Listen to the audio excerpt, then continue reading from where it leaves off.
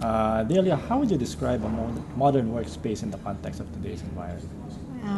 When I think about where I see workspaces moving to, we see workspaces being more dynamic, workspaces that help to drive collaboration and innovation. So moving away from the standard workspace, which is a desk and a place that people come to the same place every day, instead moving to environments which provide more flexibility and allow employees with the opportunity to choose where they want to sit, matching with the tasks that they're working on.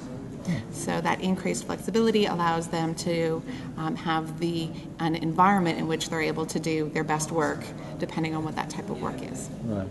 Can you brief us on the key milestones of Microsoft's modern workspace strategy? What are the lessons learned along the way? Okay.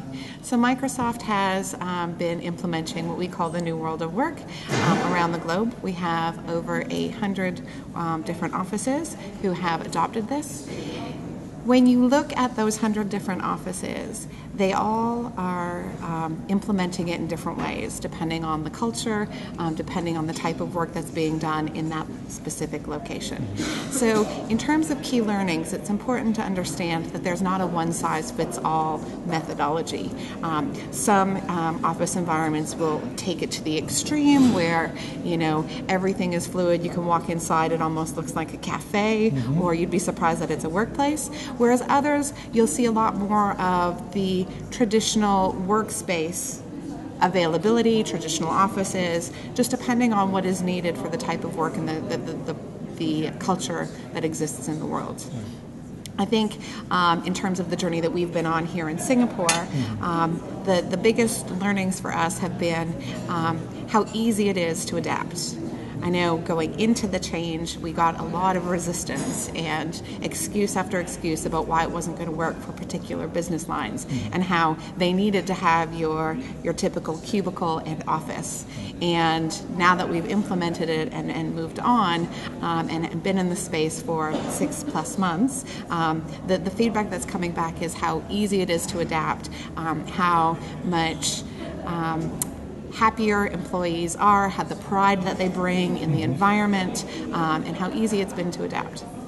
So actually, some people might have a view that this could be an expensive exercise. What do you say to them? Oh, that one, I love that question. that question's as good as how long is a piece of string? Really, it depends on how you choose to implement it. You can spend as much or as little money on it as you need to. I mean, obviously, it depends on the type of fit out, the type of infrastructure you're going to put into it, the choices that you make about the different carpeting, et cetera, et cetera. So there are ways to implement it without making huge changes. However, there are changes that would be required. You can't just, all right, we're going to use the current environment that we have and just change the rules slightly. I got it. Well, does it have something to do with attracting talent, in your opinion? How important is office environment in attracting and retaining talent? I think it's very important. However, I wouldn't say that it's just the environment. I think the environment needs to be married along with the different policies and practices that exist within the environment.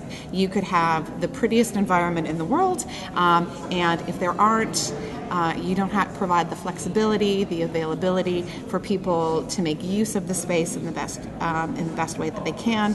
If you don't have that culture where you're able to move around or work from home or work from a different area than where your team is, it doesn't matter what the environment looks like.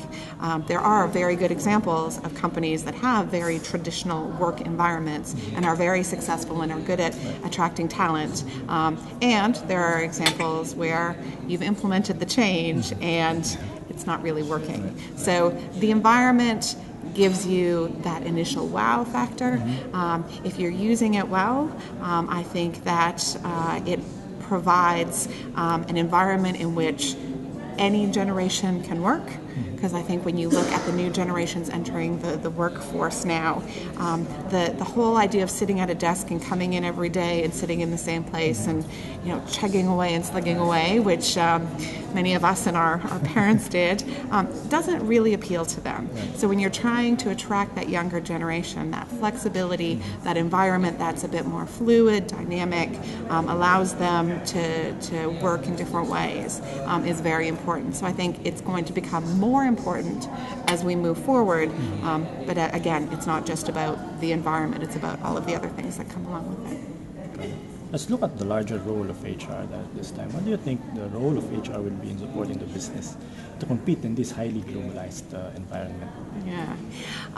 I think that HR's role is to partner with the business and to help them keep in mind the people aspect of decisions that they're making, to help guide them in terms of creating an environment that allows them to achieve their goals.